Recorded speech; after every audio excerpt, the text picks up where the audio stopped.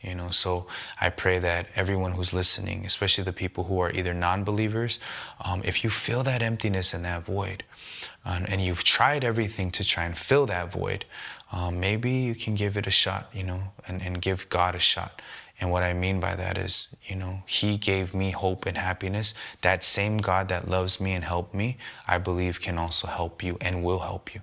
And that's my message to the world. Johnny, for those people who are 1 foot in and 1 foot out, and this is who the ones who say, hey, I'm a Christian, but may not be fully, you know, in. What's a word of encouragement that you can give those who are watching? Rewatch this testimony and take notes. 1 foot in and 1 foot out, again, is from sin, right? God doesn't want us to love the world, right? He wants, we're in the world, but we're not of the world, right? So we have to understand our true identity.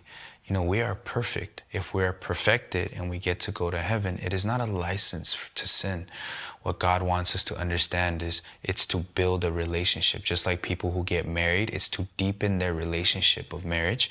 When we receive salvation, it's to deepen our relationship with God. So if you do feel that you're 1 foot in and 1 foot out, God does not want, that's not his will.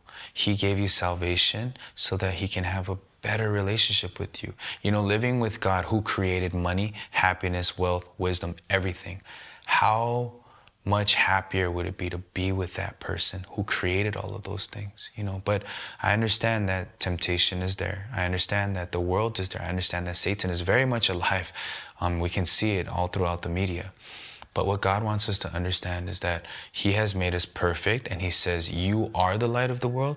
You are the salt of the earth. He says you are redeemed, right? You are a new creature. He doesn't say, try to be a new creature.